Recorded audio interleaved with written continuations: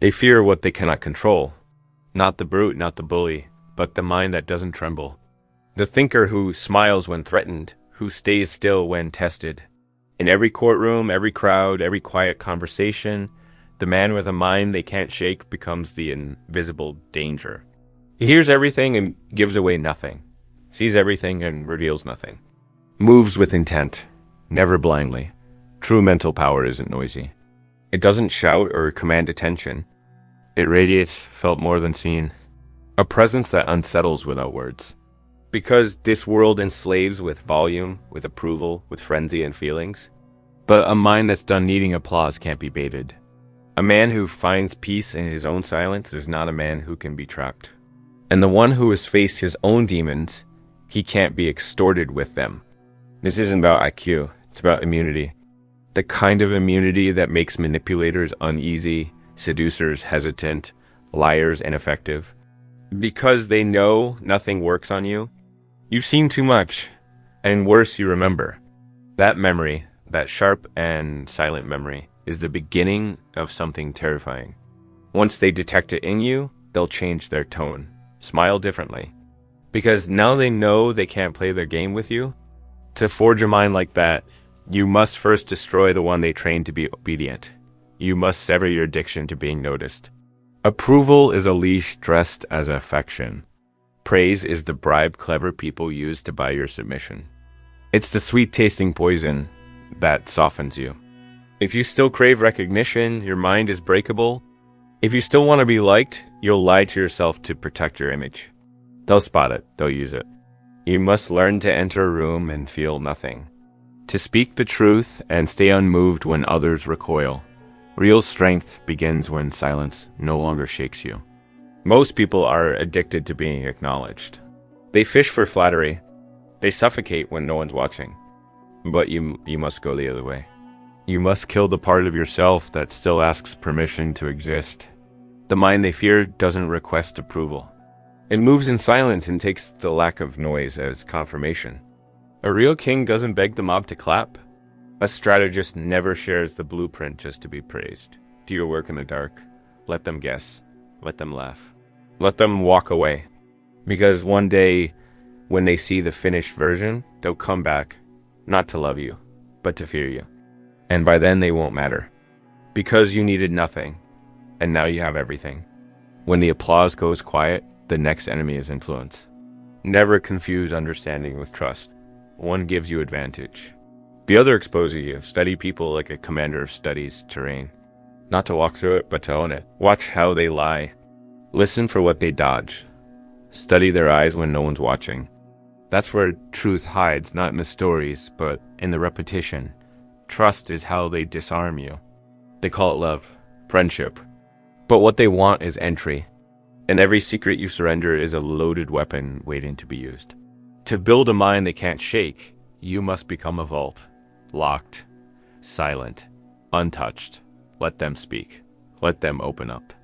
Make them believe they've reached you, but you remain a phantom. Do not let anyone touch your center, because once they map you, they will manipulate you. Understand this clearly. The blind truster is not righteous. He's just unguarded. And the unguarded man does not survive long in power games. He's a pawn. A memory, a warning. Let your relationship sharpen your awareness, not weaken it. The man who dreads being alone will always settle for illusions. But not you. You are not seeking, not hoping, not begging to be saved. You're seeing, always seeing. And when they strike, you won't react because you saw it coming days ago. Knowing others is helpful. Knowing yourself is fatal. Let them wound you. Let the world break you. Let betrayal carve scars into your back. But never waste that pain. Pain is your sculptor, not your enemy. It peels away comfort and shows you who's who stayed, who you were pretending to be. Most run, deny, escape. But the mind they fear absorbs it all. It doesn't collapse. It records. Each blow becomes data. Each loss a recalibration. Each disaster a lesson written in fire. Precision isn't born in safety. It comes from scars studied in silence. Don't forget, but don't cry. Engrave it not to feel, but to calculate. What did that pain cost? What did it expose what will never happen again? Pain is not just agony, it's instruction. It points to your vulnerabilities, shows you where your shield cracked, and now you weld steel over those breaks. The world bows to the calm man who has bled, but remembers it without sentiment. Make your pain mathematical. Use your wounds like a compass, every betrayal, a lens cleaner, every disappointment, a reset of your standard. A strong mind isn't pain-free, it weaponizes it. Pain carves the blade. But solitude holds it. Solitude terrifies the shallow.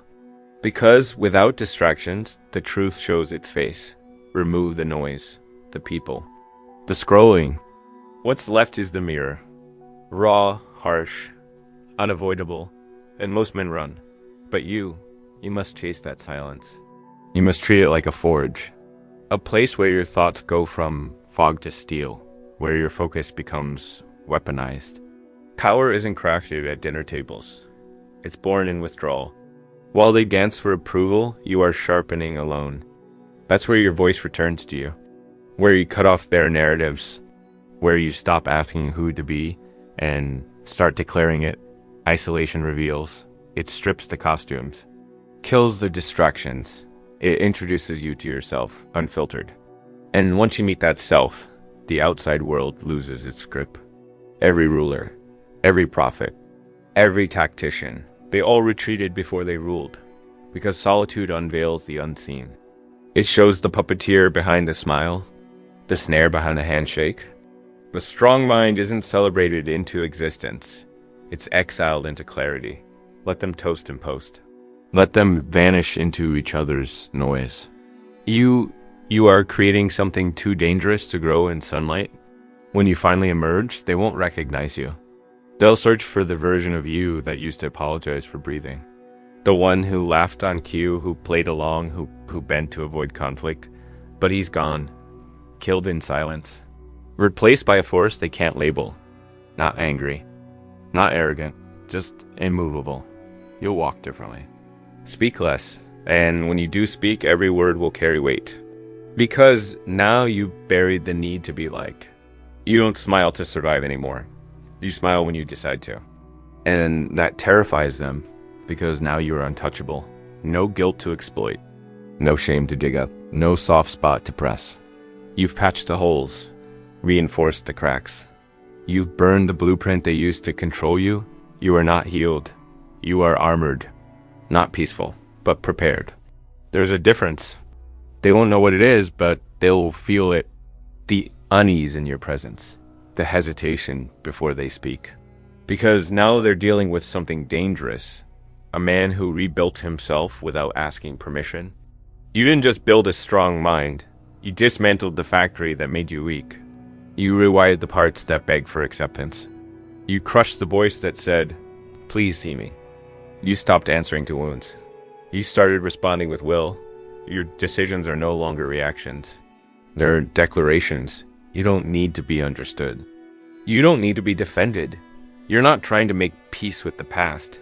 You're weaponizing it, every scar a sharpened edge, every loss a deeper cut into focus. You don't want revenge. You want mastery. You don't want to prove them wrong. You want to become so precise, so unshakable that they disappear in your shadow. And when you walk into a room now, you don't demand respect. You embody it. It doesn't matter who doubts you, who left, who laughed, because none of them built this. You did, and that is why you are feared, not because you scream, but because you don't have to.